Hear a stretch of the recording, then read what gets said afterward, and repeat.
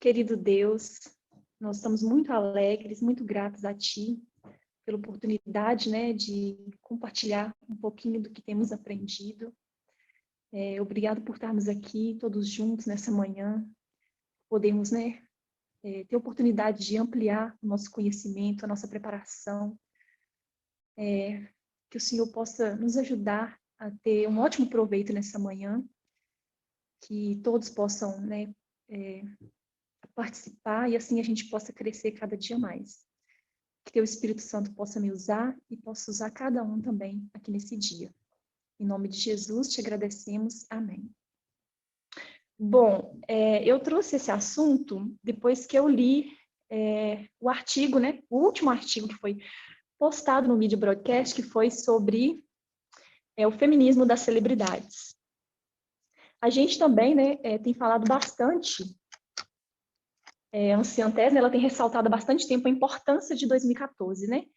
Eu gostaria que alguém abrisse o microfone, não precisa ter vergonha, a gente está aqui para aprender, para compartilhar mesmo, e vocês pudessem falar para mim por que 2014 é tão importante. Eu sei que parece uma pergunta repetitiva, preto no branco, mas é porque a gente tem que estar todo mundo na mesma página. Por que 2014 é tão importante e tem sido dada tanta ênfase nesse ano?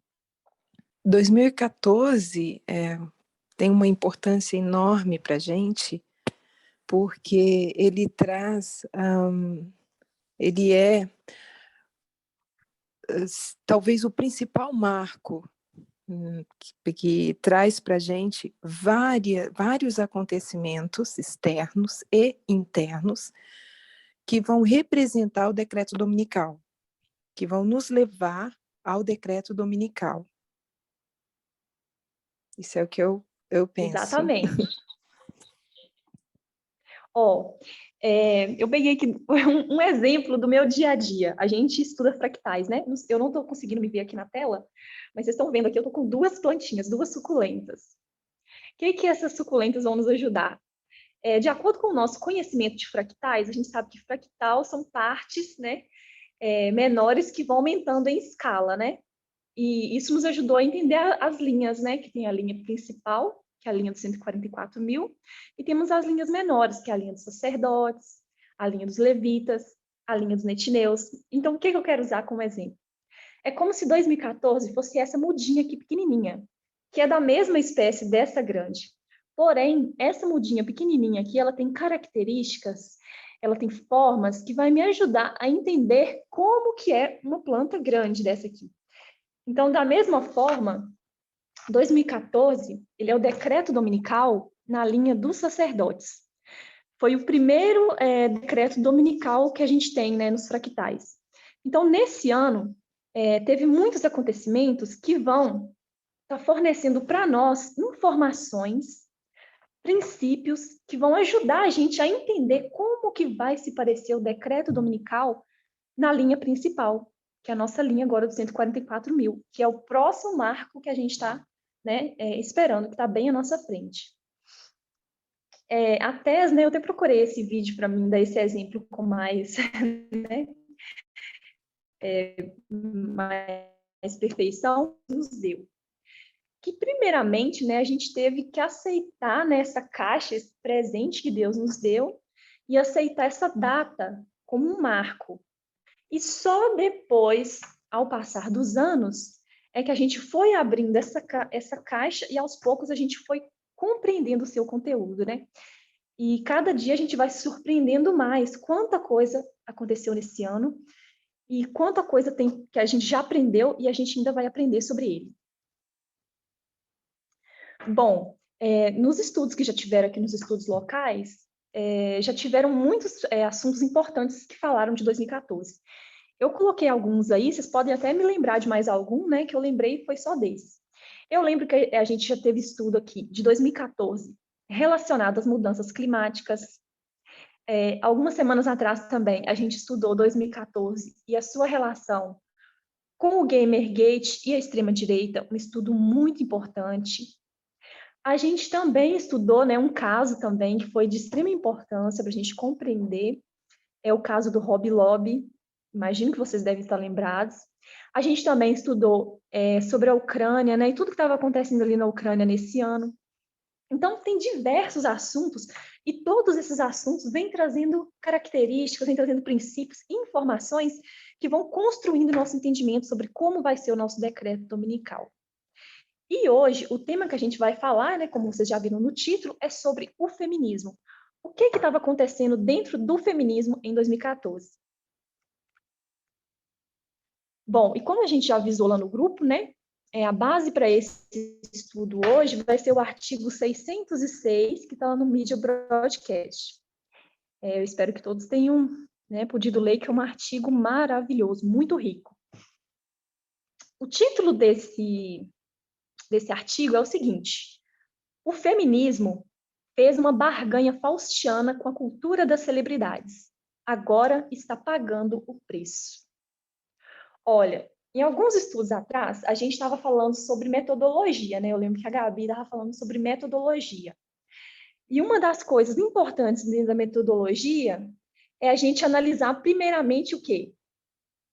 O título de um texto, certo? A Gabi falou, né, que a nossa metodologia ela foi se ampliando. Antes a gente estudava só a Bíblia, Espírito de Profecia, e agora a metodologia foi avançando e a gente também faz isso com os artigos, né, para aprender um pouco mais sobre as coisas que estão acontecendo externamente. Então, para a gente compreender melhor esse artigo, vamos pegar aqui o título dele, que já traz um suprassumo do que vai ser falado no artigo, para a gente tentar entender. Alguém fala para mim, o que é uma barganha faustiana? Explica para a gente aí, o que vocês entenderam que significa isso? É de um livro, chama Fausto, de um famoso autor e filósofo alemão. E, em poucas palavras, é um tratado, uma barganha, né? Um negócio com o diabo.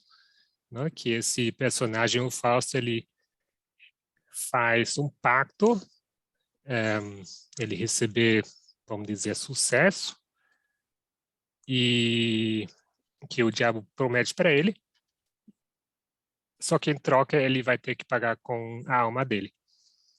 E vocês já sabem que quem sai ganhando nessa barganha, né? Então, essa é basicamente a ideia desse título. E hoje se usa para, tipo, um negócio que você faz uma troca, você vai sair prejudicado, na verdade, né?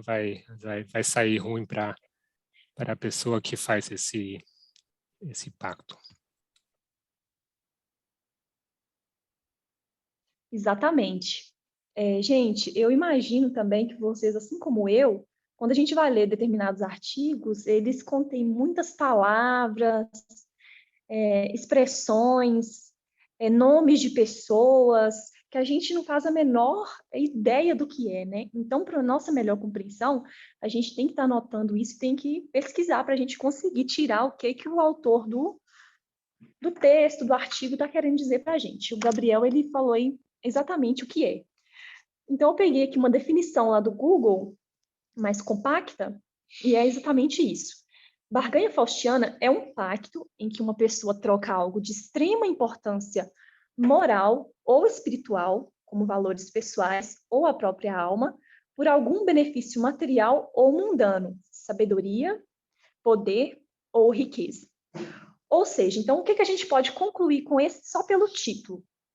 Através do título, a gente pode entender, então, que o feminismo, ele sacrificou ou trocou algo muito valioso por algum benefício. Então, ao longo aqui do nosso estudo, eu selecionei alguns parágrafos que eu achei relevantes do artigo, né, que ele é bem grande, ele é um artigo de 9 páginas, mas eu selecionei alguns que eu considerei importantes para a gente estar comentando e conseguindo entender o que o artigo está querendo dizer. A gente, no final desse estudo, a gente vai ter que conseguir entender que barganha é essa, que troca é essa, o que o feminismo trocou e agora o que ele está colhendo, bom? Bom, o artigo, ele inicia falando de um caso que foi muito importante nos últimos meses, repercutindo esse assunto. Alguém aí que leu o artigo sabe que caso foi esse? Pode falar para mim? É o caso de Johnny Depp e Heard? Exatamente. Então, vou aproveitar, Rose, e te perguntar, por que que esse caso, então, ele foi tão importante?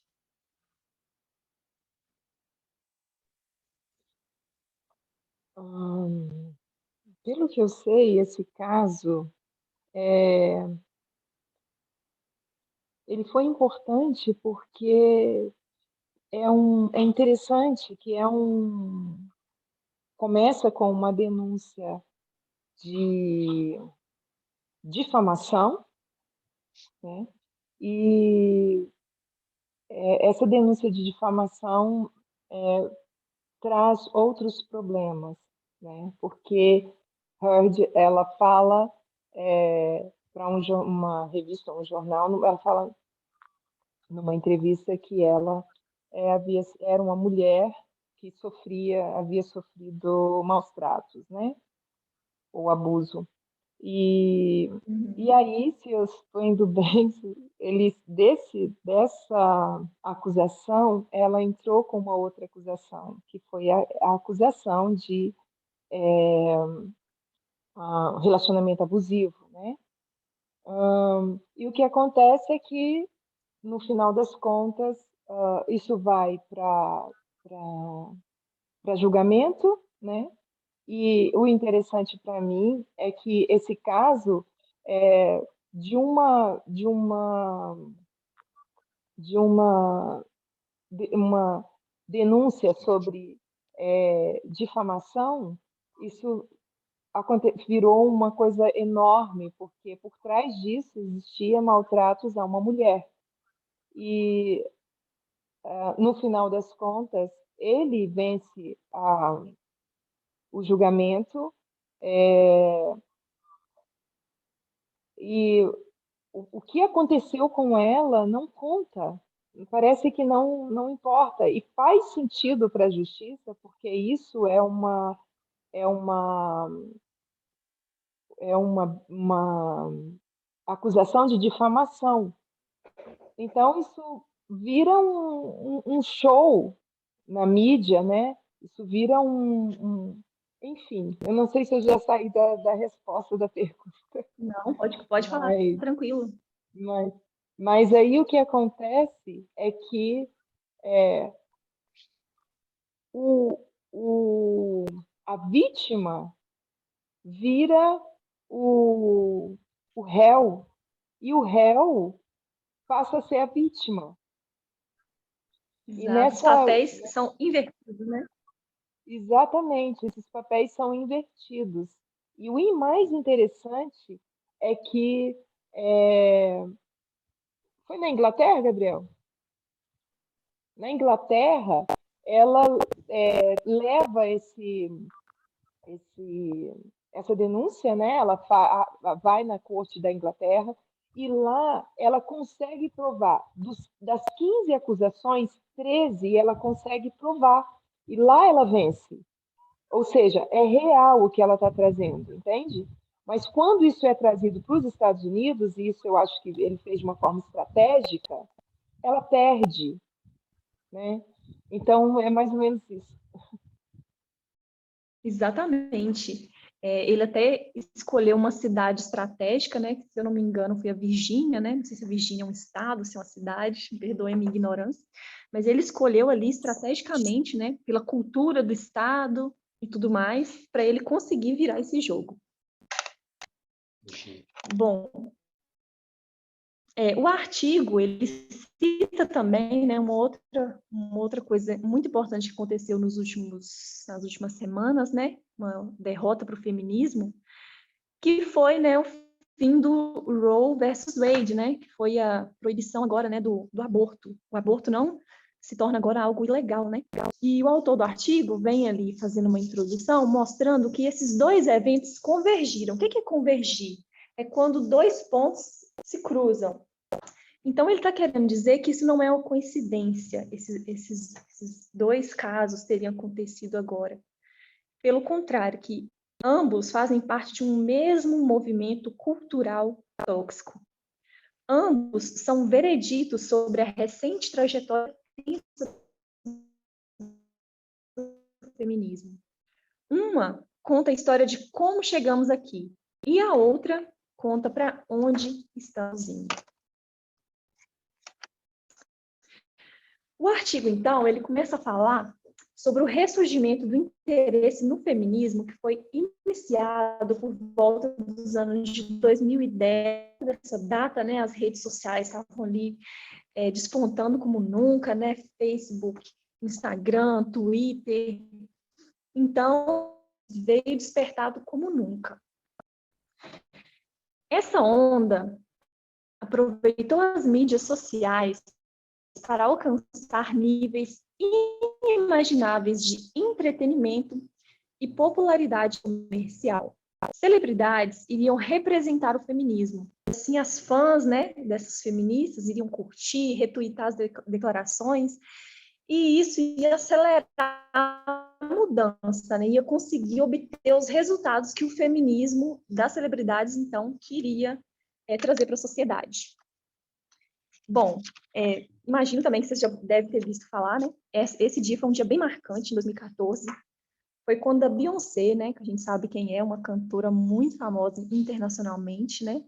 Ela fez uma apresentação em setembro de 2014, e atrás ali estava um telão escrito o quê? Feminista. Então, isso causou um grande impacto, né? Isso repercutiu muito nas redes sociais, na mídia, né? A Beyoncé agora se declarando uma feminista. O que a gente não pode esquecer, né, gente, é que todo um estigma que tinha ali quanto ao feminismo, né? Em estudos passados, né, foi dito como que era, né? Como que as mulheres eram vistas nas ondas antigas do feminismo. Alguém pode me falar, abrir o microfone e falar como que era vista uma feminista ali na segunda onda do feminismo? Qual que era o estereótipo que caracterizava uma feminista? Elas eram caracterizadas como mulheres que não se arrumavam, mulheres feias, masculinizadas. Exatamente. Eram mal amadas, elas viraram feministas porque não conseguiram um marido, elas eram peludas, desleixadas, não se cuidam, odeiam os homens. Então, todos esses eram estigmas que foram colocados sobre as feministas, né? E não era algo fácil para elas, a gente pode imaginar. Então, quando a gente vê uma cantora, né, internacionalmente conhecida e famosa, como a Beyoncé, se declarando ali feminista, isso causa um impacto muito grande na sociedade. Por quê? Porque, pelo contrário, né, a Beyoncé não é desleixada, ela não é desarrumada, ela não é mal amada, pelo contrário, ela é casada, ela tem filhos. Então, ali vem quebrando todos os paradigmas, né? Então, tinha do que se era uma feminista. E durante esse ano de 2014, muitas celebridades ao redor de todo o mundo, né, se declararam feministas. E isso teve um impacto muito grande na sociedade. A próxima pessoa que vocês estão vendo aí, o nome dela é Emma Watson. Eu, particularmente, não a conhecia, né? Mas, pelo que eu sei, ela é bem conhecida, né, por ser uma atriz que participou de filmes como Harry Potter. E nesse dia também foi, no dia 30 de setembro de 2014, ela participou, né, lançando uma campanha na ONU. Ela é uma embaixadora da boa vontade da ONU. Então, nesse dia foi muito marcante, ela fez um discurso assim que impactou bastante a sociedade, por quem ela era, né, o que ela representava, e ela lançou essa campanha que chama He for She, né, que significa ele por ela. Nessa campanha, ela vem convidando, né, ela vem primeiro contando a história dela, como ela se identificava com o feminismo desde criança, e a importância que o feminismo tem na vida dela. Mas ela vem e faz um convite que vai ser impossível o feminismo atingir, né, tudo que ele deseja, de dar às mulheres essa oportunidade que elas precisam, se os homens não tiverem, né, fazendo parte dessa luta. Então, por isso que tem esse nome, a campanha, Ele por Ela. É um convite que ela faz para que os homens se juntem, né, abracem o feminismo, que feminismo não significa ódio aos homens, pelo contrário, né, que feminismo significa igualdade, né, de direitos para homens e mulheres, oportunidades iguais. Então, esse dia aí foi bem marcante, E só para vocês lembrarem de novo, o nome dela é Emma Watson. Uma outra data também bem importante, aí de 2014, foi esse desfile. Ele aconteceu na França, né, na Paris Fashion Week, e é um desfile da Chanel, né? É uma grife, né, muito conhecida. Ela usou, então, essa oportunidade para vir trazendo, né, esse desfile em forma de uma manifestação feminista. Então, cada traje, as placas ali, foi tudo para fazer alusão, né, a protestos feministas de outras ondas do passado. Então, a gente vê que toda a sociedade ali, várias celebridades, Katy Perry,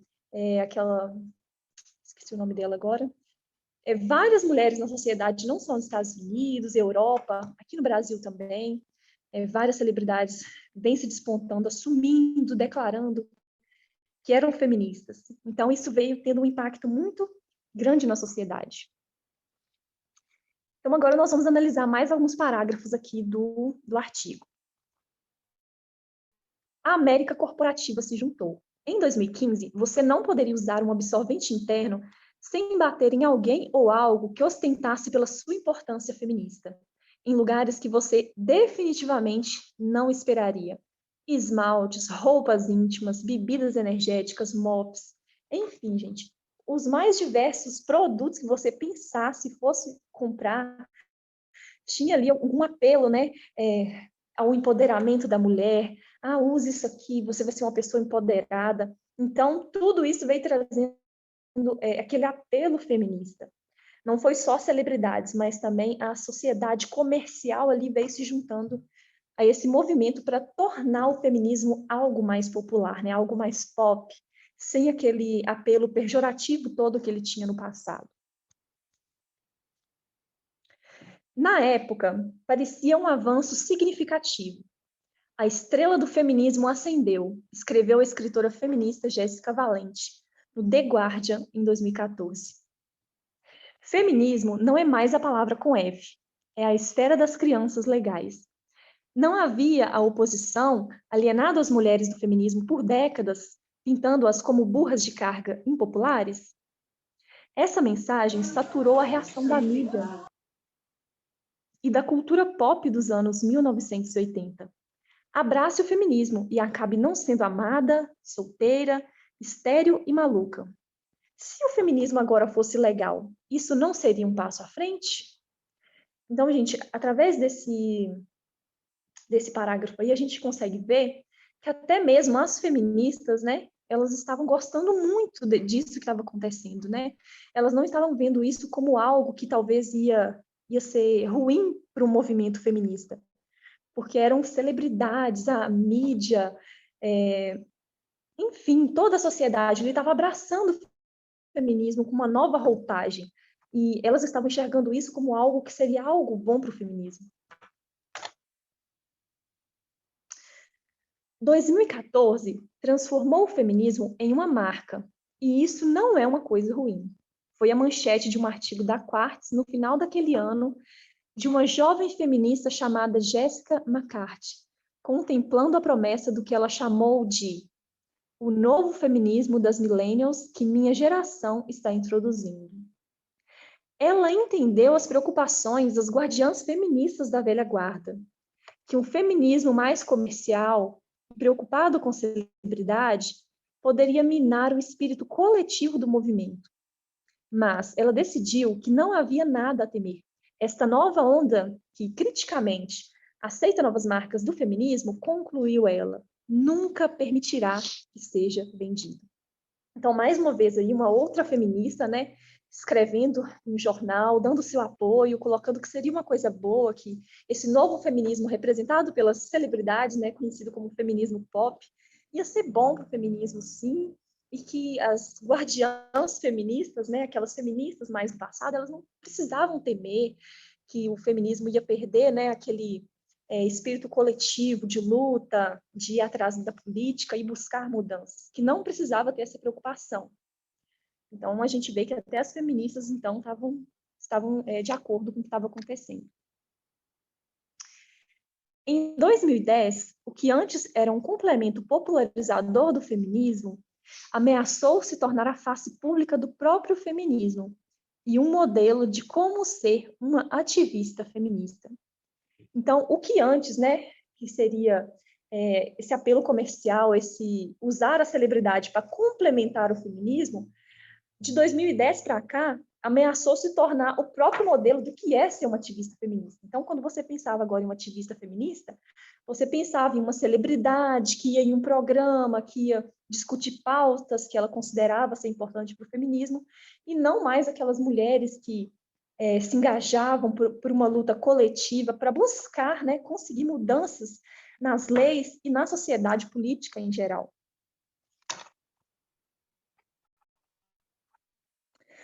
Usar o feminismo de celebridades e hashtags é uma maneira perigosa de buscar o avanço das mulheres, porque é vítima tão facilmente de suas próprias ferramentas. O marido virou a estratégia do Me Too contra si mesmo. Então, gente, o que a gente estava falando no início, né, como a Rose veio explicando ali a questão do caso judicial que a Amber Heard perdeu, né, para o Johnny Depp, representando esse feminismo, ela mesma se tornou vítima dele. Porque assim como elas usam a internet e todas essas ferramentas para compartilhar e fazer avançar esse feminismo, então, da mesma forma, o feminismo foi golpeado com essas mesmas ferramentas, com o uso da internet e das mídias sociais. A representação de celebridades no feminismo é uma espada de dois gumes. Se o indivíduo incorpora o princípio pode ser refutado por destronar o indivíduo. Dessa forma, a senhora Heard tornou-se avatar e vítima do feminismo das celebridades. Quando ela assumiu, ela também trouxe a encarnação moderna do movimento das mulheres que o queriam derrubado. Se o embaixador do direito das mulheres não era confiável, a multidão de odiadores de Heard concluiu rapidamente. Então, o movimento também não era. Não há necessidade de se preocupar com aquelas legiões de mulheres infames que agora podem pensar duas vezes antes de denunciar violência. Através, então, dessa derrota, né, de Amber Heard, vem uma série de consequências, principalmente para as mulheres, né, pobres, não as famosas. Elas vão se sentir ainda mais intimidadas e vão pensar duas vezes antes de denunciar um abuso, né, uma agressão, uma violência doméstica. Aliar as fortunas do feminismo à celebridade poderia valer a pena se tivesse levado a vitórias políticas significativas. Gente, eu quero que vocês peguem essa frase que está guiada, porque ela é extremamente importante. Aliar as fortunas do feminismo à celebridade poderia ter valido a pena se tivesse levado a vitórias políticas significativas. Mas essas vitórias são difíceis de alcançar apenas por meio de campanhas de marketing, como entende a direita. A infantaria conservadora levou décadas de mobilização corajosa e sem glamour, começando nos níveis de conselho escolar e da comissão do condado, para dominar o Congresso e a Suprema Corte. Olha, gente, o que estava acontecendo, então? Com o feminismo das celebridades, uma parte muito importante do feminismo ficou, entre aspas, esquecido, que é aquela luta política, né, para que mudanças concretas e significativas ocorressem, e ocorressem de modo que privilegiassem todas as mulheres, não só as mulheres de posição, as famosas. Então, enquanto as celebridades estavam ali sempre fazendo campanhas publicitárias, aparecendo nas propagandas dos mais, né, diversos produtos, enquanto elas estavam ali em todos os programas de TV, enquanto elas estavam ali no Oscar, achando que essas eram realmente as vitórias que importam para o feminismo, enquanto isso, a direita, né, a direita que entende como que as coisas funcionam, eles estavam trabalhando, como falou aí o artigo, eles estavam trabalhando ali caladinhos, sem glamour, mas eles estavam fazendo o papel que realmente importa, que é de buscar mudanças políticas, mudar as leis. E isso eles conseguiram muito bem.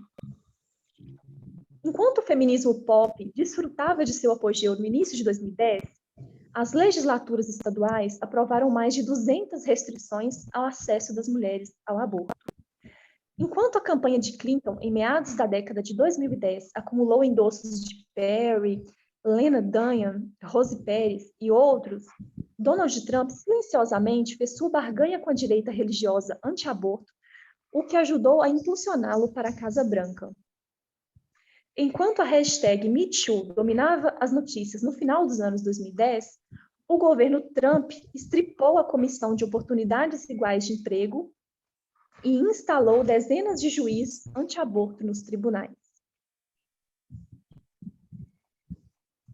Então, gente, esse parágrafo aqui, ele traz uma coisa muito interessante, uma comparação e um contraste. Enquanto a esquerda, né, o feminismo pop, ele estava distraído com as celebridades e os, entre aspas, avanços que elas achavam que estavam conquistando, enquanto isso, a direita sorrateiramente estava agindo onde que tinha que agir, né? Nos tribunais, nomeando juízes, desde as cidades pequenas até chegar na Suprema Corte. Então, a morte do Roe versus Wade, né, que foi a proibição do aborto, essa derrota também da Amber Heard, né, nesse caso, eles não surgiram do nada. Eles são resultados de várias e várias derrotas que o feminismo das celebridades acumulou de 2010 para cá, e agora que está sendo colhido esses resultados. Porque eles se distraíram de algo muito importante. O calcanhar de Aquiles do feminismo pop é a fé no poder da estrela individual sobre a ação comunitária. A crença de que o influenciador folheado a ouro, mais uma lista de assinaturas e algum conteúdo viral podem ser alquimizados em ativismo de massa. Essa ética o tornava atraente para a classe profissional, mas de pouca utilidade para a grande massa de mulheres trabalhadoras. Ou seja, as mulheres mais vulneráveis da sociedade, aquelas que mais precisavam dos benefícios, né, eram aquelas que ficavam de fora, né, com esse novo tipo de feminismo. Celebridades, esforços individualistas e comerciais tendem a atrair seus parceiros coletivos deselegantes. Olha só, eu achei esse caso muito interessante. Quando donas de casa que se organizavam em um hotel Hilton, em Boston, pediram para se encontrar em um círculo de Faça Acontecer com a senhora Sandberg, vou só resumir. Essa Sandberg, eu esqueci o primeiro nome dela, ela tinha essa campanha, né, Faça Acontecer, onde ela ia em vários lugares, dava palestras a respeito das mulheres, né, no ambiente de trabalho e tudo mais.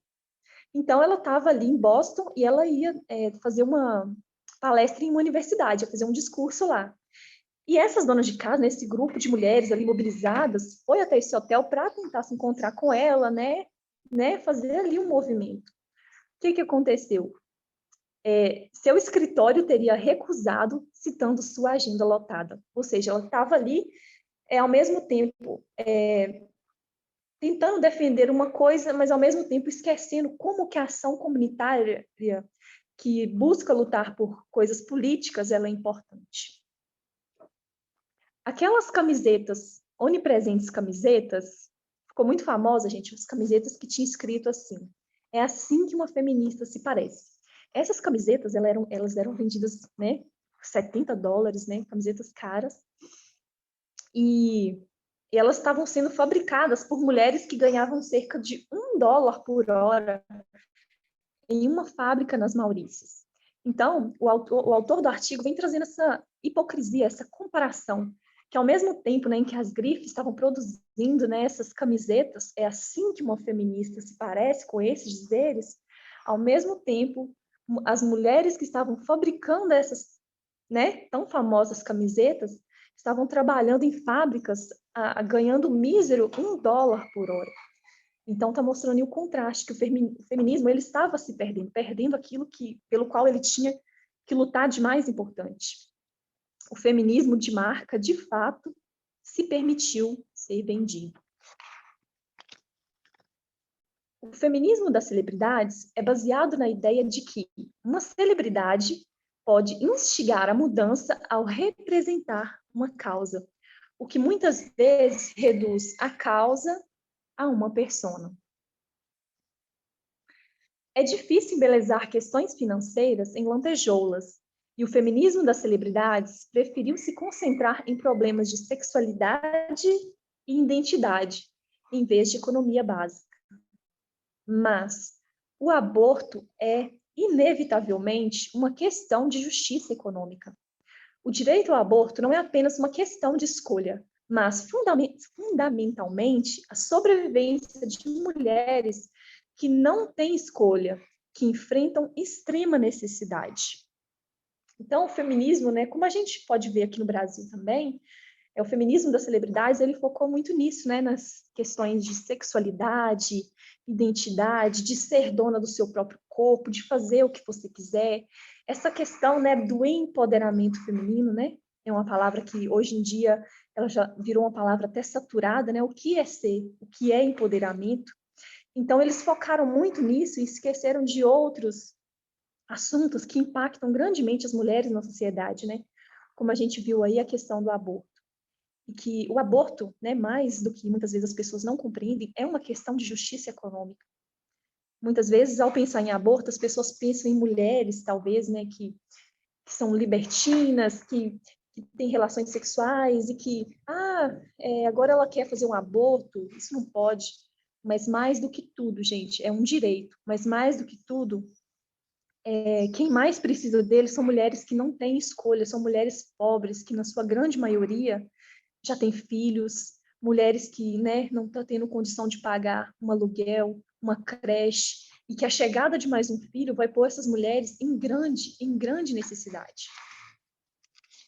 Ou seja, as vastas faixas de mulheres segregadas em ocupações de colarinho rosa mal remuneradas, mulheres incapazes de recuperar empregos perdidos em uma pandemia que as tirou da força de trabalho 4 vezes mais que os homens, mulheres incapazes de pagar educação ou moradia ou creche e logo, ao que parece, incapazes de fazer um aborto quando precisam ou querem.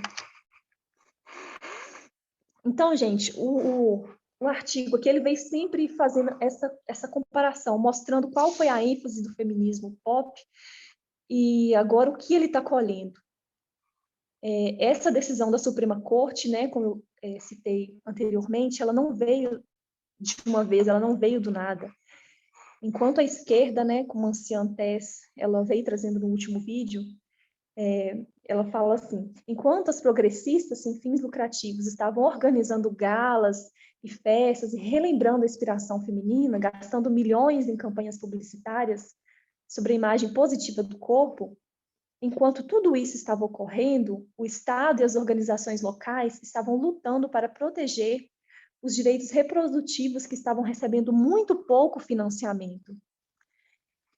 Enquanto a esquerda contava o número de mulheres nomeadas para o Oscar nos filmes importantes, os republicanos estavam cuidadosamente indicando juízes conservadores com currículos imaculados para vagas na Suprema Corte.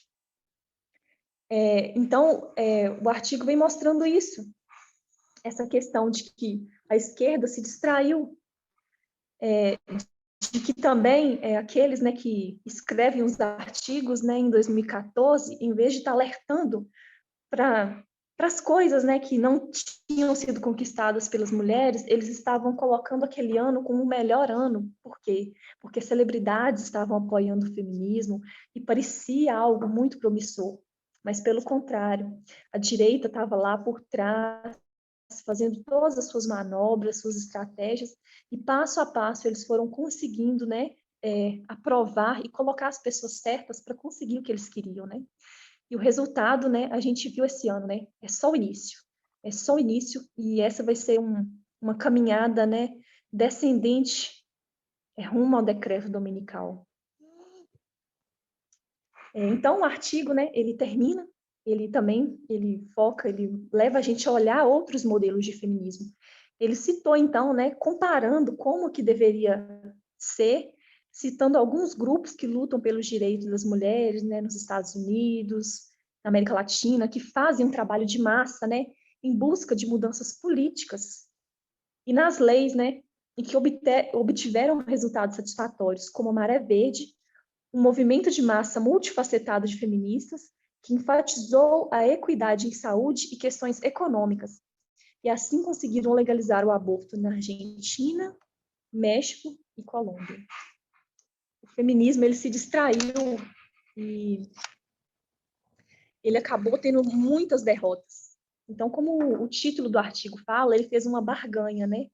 Ele não queria mais ser conhecido como aquele feminismo das mulheres desleixadas, mal amadas, e nenhum desses estereótipos. E ele fez uma barganha com o feminismo das celebridades. Mas só que com o passar dos anos, eles foram se distraindo com coisas de menor importância e como a Tess fala no último vídeo, eles esqueceram, né, dos parafusos e engrenagens da política. Eles deixaram de lado esse ramo importante da política. E hoje a gente está colhendo, né, os primeiros frutos dessa barganha que o feminismo fez. Alguém gostaria de fazer algum comentário, de falar alguma coisa? Alguém que leu o artigo e achou que passou alguma coisa que eu poderia ter dito?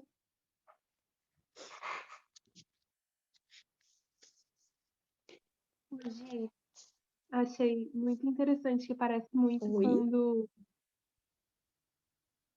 quando a conversão, né, daquele Constantino, lembra? Carolyn White fala bastante no Grande Sim, Conflito. Fazer o cristianismo popular, parecia algo muito bom, né? para fazer o cristianismo popular, ele colocou muito paganismo dentro da igreja. E aí o cristianismo pareceu mais legal para as pessoas, mas não tinha o poder, não era verdadeiro, né?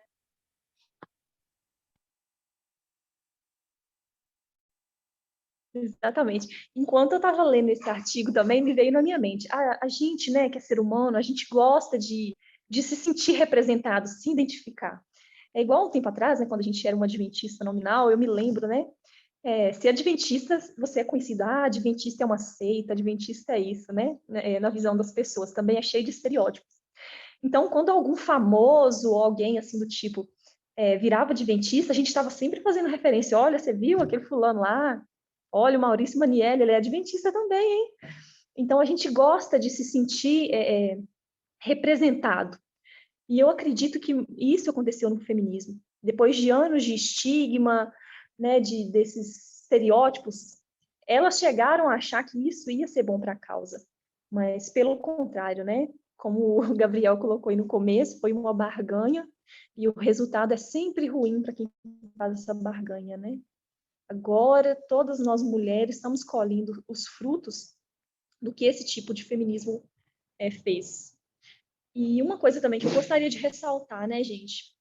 Qual que é o tipo de feminismo que as celebridades defendem? Fala aí para mim. Seria o... Ai, fiquei na dúvida agora. Mas eu acho que é Pode falar. eu acho que é o feminismo liberal. Eu não sei, pode ser Exatamente. cultural. É o feminismo É liberal. liberal? Exatamente. É o que as celebridades e grande parte, né, maioria do nosso mundo defende, né, é o feminismo liberal, né, gente? E a gente sabe que alguém que é escravo não pode libertar ninguém. As feministas, né, liberais, elas são escravas dos próprios, como eu falo, padrões de beleza que a onda do feminismo anterior veio tentar desmantelar. Elas trouxeram esses padrões de volta. Então, assim como a Beyoncé e tantas outras famosas aí querem mostrar que querem libertar mulheres, querem fazer mulheres serem donas de si, elas, ao mesmo tempo, ainda são escravas, né? Elas não têm como libertar ninguém ainda sendo escravas elas mesmas. E uma outra coisa também, quando eu estava fazendo esse estudo, eu estava lembrando, é a questão da palavra empoderamento, né? Hoje a gente escuta tanto aí na mídia, eu sou uma mulher empoderada. O que é ser empoderado? O empoderamento de uma mulher realmente empodera todas as outras mulheres? Eu tinha até anotado um parágrafo aqui, que eu vi um outro artigo na internet muito bom, que falava assim, vejam, o empoderamento individual ainda não representou uma mudança concreta na violência doméstica e sexual que as mulheres sofrem enquanto grupo. Apesar da moda do feminismo de mercado, uma mulher brasileira ainda é agredida a cada 15 minutos. E o Brasil tem a 5ª maior taxa de feminicídios do mundo. Não nos livra de ter os empregos e subempregos menos valorizados. Não põe fim à tripla jornada de trabalho. Nem no caso das mulheres negras, faz com que elas deixem de viver em condições mais precárias do que todo o resto da população. São problemas sociais e políticos complexos que só podem ser enfrentados com luta política contínua, dentro e fora das instituições de poder. É isso que o feminismo representa, um movimento antissistêmico, ou pelo menos é o que deveria representar. Então, gente, essa questão, mulheres empoderadas, mas será que o empoderamento de uma mulher que está ali na mídia está realmente representando uma vitória para o grupo de mulheres em geral? Leis que vão fazer com que a gente tenha uma melhor qualidade de vida, melhor acesso aos nossos direitos? Então, é isso que a gente tem que pensar, tá bom? Mais alguém gostaria de falar alguma coisa? Pode ficar à vontade aí, tá bom? A gente lendo esses artigos e vendo, né, que a Tess trouxe para nós, qual que é o problema no feminismo, né? É igual você falou ali, a respeito ali da igreja adventista. Quando a gente estava na igreja adventista, a gente queria ver algo, né, acontecendo com pessoas até famosas, como você citou aí, e quando a gente traz para o decreto dominical, né, entre o sábado e o domingo, a gente queria ver também essas coisas. E pelos esses artigos aí, e Café traz o feminismo radical, né, que é o certo, na verdade, eles estavam indo na raiz do problema, né? Que é o ceticismo, o interesse que está por trás da mensagem que eles apresentam, né? Então, essa celebridade aí, eles achavam que era uma coisa que ia ser bom, ia trazer, ia mostrar para o povo ia, né? Ia talvez fazer essas mudanças assim, visualmente, né? Mas não foi o que ocorreu. A peça está trazendo para nós que tem um trabalho por trás disso, né? Tem muitos, né? Agora nós sabemos na cultura, tem um problema de sexismo, então tem muita coisa enraizada que precisa de um trabalho grande para fazer, para tirar isso, né? Até da gente mesmo, agora nós estamos no movimento, nós sabemos que tem, né, que tem esse problema de sexismo, até para nós é difícil, a gente vê a mensagem, é difícil a gente estar tirando muitas coisas do nosso cotidiano, da nossa convivência, né? Então, o problema, a raiz do problema, né? Desses artigos que está mostrando aí, é um trabalho que tem que ser feito, né? E com muita dedicação, né? Exatamente. Bom, gente, só para terminar, no último vídeo da tese, eu lembro que ela falou assim, que lá nos Estados Unidos, pelo menos 61% das pessoas são favoráveis a algum tipo de aborto e 37% são contra. Aí ela veio fazendo a pergunta, mas como assim? Como que 37% então conseguem decidir e vencer o caso, né? Que é colocar o aborto como proibido? E ela veio trazendo uma resposta assim, olha, para mim é muito fácil entender isso. É porque esses 61%, eles não agem como os 37%. Os 37%, há muitos anos, eles têm agido de acordo com o princípio correto. Qual que é esse princípio? O pessoal é político. E a gente tem aprendido muito sobre essa questão do pessoal ser político e a questão da importância das nossas atitudes, tanto na nossa vida privada como na nossa vida em sociedade. As nossas atitudes, elas têm influência na sociedade. E nós, gente, como movimento, a gente tem uma responsabilidade muito grande. A tese veio mostrando, né, como eu estou repetindo, estou sendo enfática aqui de novo, uma fonte de informação boa nos Estados Unidos, que em 2014, né, na revista Time, não estava percebendo as coisas acontecerem e estava colocando aquele ano como o melhor ano para as mulheres. E agora, depois de tudo isso ter acontecido, essa pessoa vai e escreve: nossa, como que eu pude ver que aquele ano estava sendo melhor? Não foi assim. Então, tudo isso se deve porque a direita, ela defende a coisa errada, mas ela está agindo no princípio certo de que o pessoal é político, eles realmente vivem aquilo que eles acreditam. E muitas vezes, como movimento, a gente falha nisso. A gente tem uma mensagem pura e cristalina, Deus tem sido maravilhoso com cada um de nós.